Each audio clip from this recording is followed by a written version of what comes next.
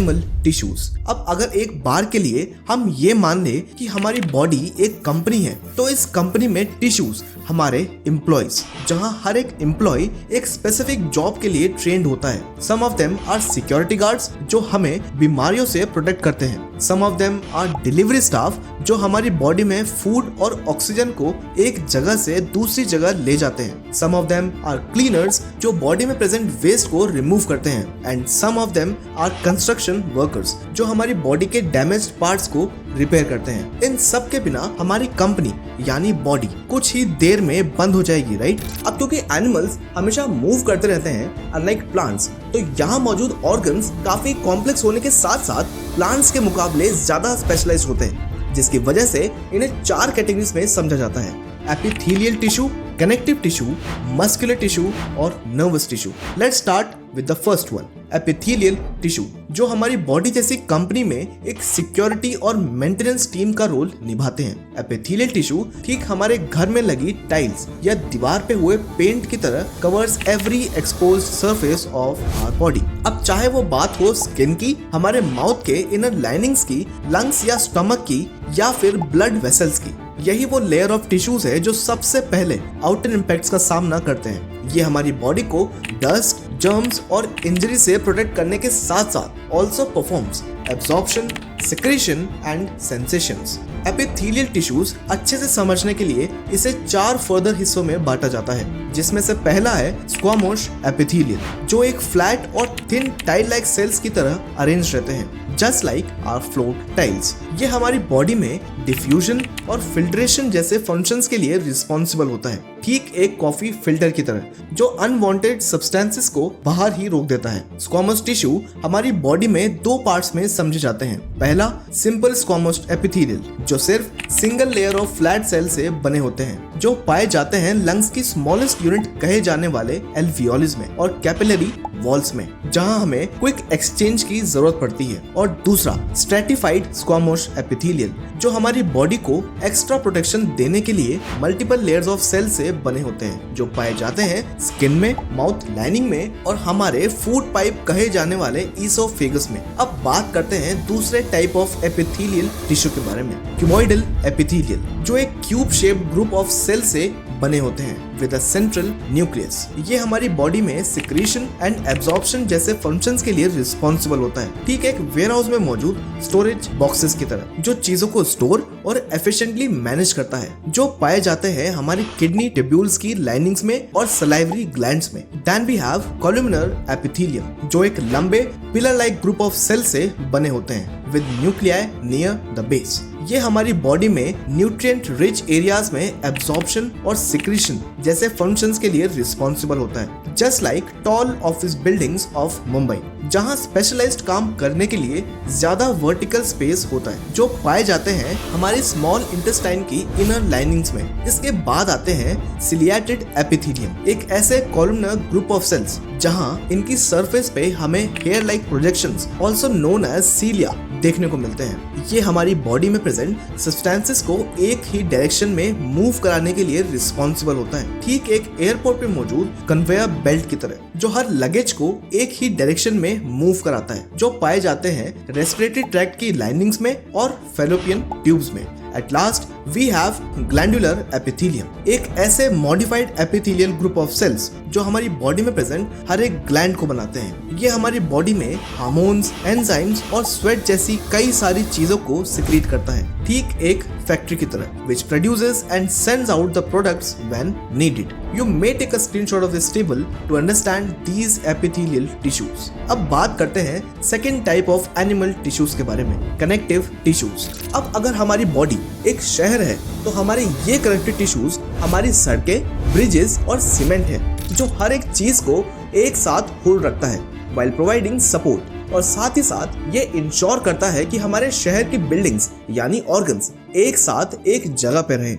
अब चाहे वो बात हो हमारी बोन्स की, जो हमें स्ट्रक्चर प्रोवाइड करती है, हमारे ब्लड की, जो हमारे बॉडी के हर एक पार्ट में न्यूट्रिएंट्स डिलीवर करता है, या फिर फैट की, जो हमारी बॉडी के लिए एनर्जी स्टोर करता है, are part of these connective tissues. Let's explore this tissues one by one. पहला, ब्लड। जो हमारी बॉडी जैसे शहर में होम डिलीवरी कंपनीज की तरह काम करते हुए बॉडी के हर एक कोने तक ऑक्सीजन, न्यूट्रिएंट्स और हार्मोन्स डिलीवर करता है और साथ ही साथ also collects the waste products. इसका सबसे मेन फीचर ही यही है कि ये एक फ्लूइड कनेक्टिव टिश्यू है। इसके कुछ सबसे मेन डिलीवरी एजेंट्स यानी कंपोनेंट्स हैं आरबीसीज, डब्ल्यूबीसीज, प्लेटलेट्स एंड प्लाज्मा। अगर इन सारे कंपोनेंट्स को आप डिटेल में समझना चाहते हैं then do watch our video on blood, जहां हमने इस पूरे टॉपिक को एक्सटेंसिवली कवर किया है।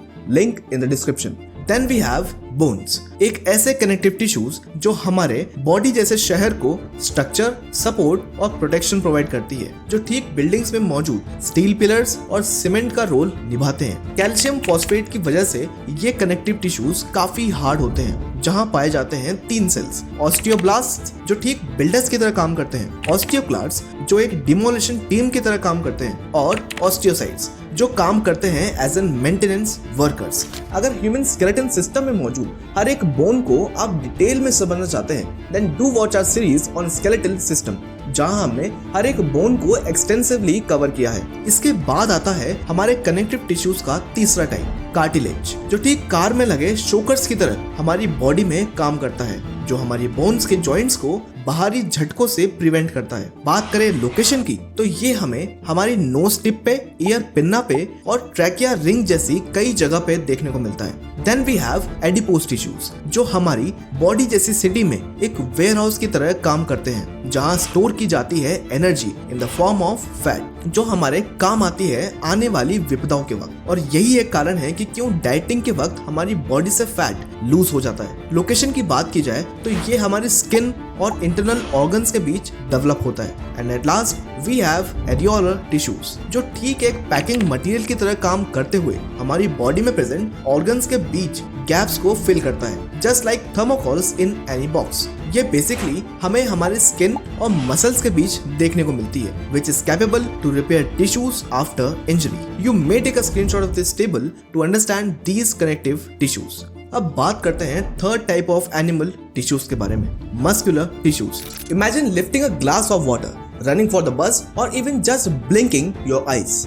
आपकी की हुई हर एक मूवमेंट पॉसिबल हो पाती है तो उसके पीछे हाथ है आपकी बॉडी में प्रेजेंट मस्कुलर टिश्यूज का, ठीक एक कार के इंजन की तरह, जिसके बिना even the smallest actions would be impossible. Muscular tissues एक स्पेशलाइज्ड ग्रुप ऑफ सेल से मिलकर बने होते हैं, जिन्हें हम मस्कुलर फाइबर्स बोला करते हैं। इन फाइबर्स की खूबी ही यही होती है कि ये कॉन्ट्रैक्ट यानी सिकुड़ सकते हैं और रिलैक्स यानी बड़े हो सकते हैं, और यही इन सेल्स का कॉन्ट्रैक्ट और रिलैक्स होना मूवमेंट कहलाता है।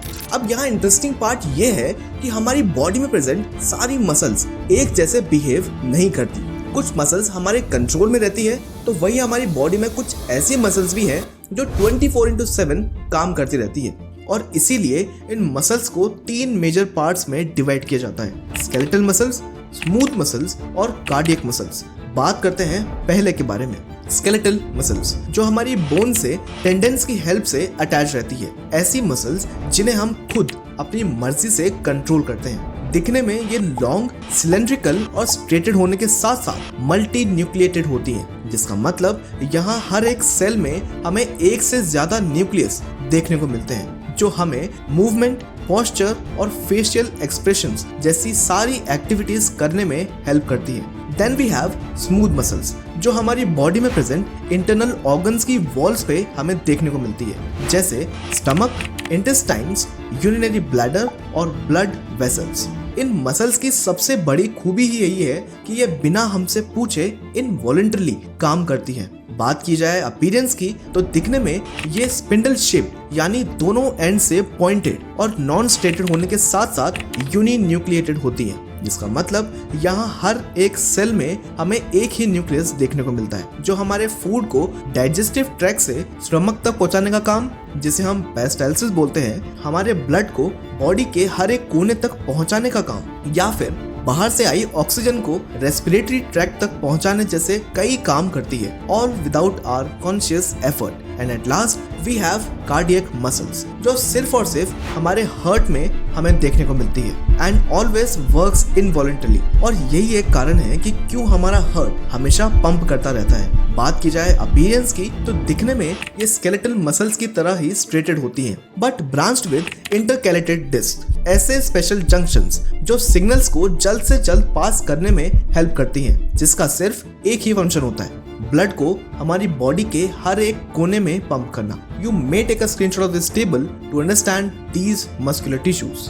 अब बात करते हैं चौथे और आखिरी टाइप ऑफ एनिमल टिश्यू के बारे में, नर्वस टिश्यू, जिसे हम हमारी बॉडी का व्हाट्सएप भी बोला करते हैं, जो हमारी बॉडी से आने वाले हर एक मैसेज या सिग्नल को हमारे ब्रेन तक पहुंचाता है। ये ज्यादातर हमें ब्रेन, स्पाइनल कॉर्ड और हमारी बॉडी में प्रेजेंट नर्व्स में देखने को मिलता है, जिसकी सबसे खास बात ही यही है कि ये एक वायर की तरह इलेक्ट्रिकल इम्पल्सेस कैरी भी कर सकता है और उन्हें जनरेट भी। ये नर्वस टिश्यू बेसिकली 2 सेल से मिलकर बना होता है, जिसमें से पहला है neurons, the main messengers that sends the signals, और न्यूरोग्लिया, जो ठीक एक सपोर्ट टीम की तरह काम करते हुए इन न्यूरॉन्स को प्रोटेक्ट और रिपेयर करते हैं। Now let's know these neuron cells in detail, जिसमें इसका सबसे पहला पार्ट होता है सेल बॉडी, जिसे हम सोमा भी कहा करते हैं। ये कंपनी के हेडक्वार्टर्स की तरह हमारे पूरे न्यूरॉन को कंट्रोल करता है, जहां प्रेजेंट न्यूक्लियस काम करता है एक कंपनी के सीईओ की तरह, giving orders to control all the generic information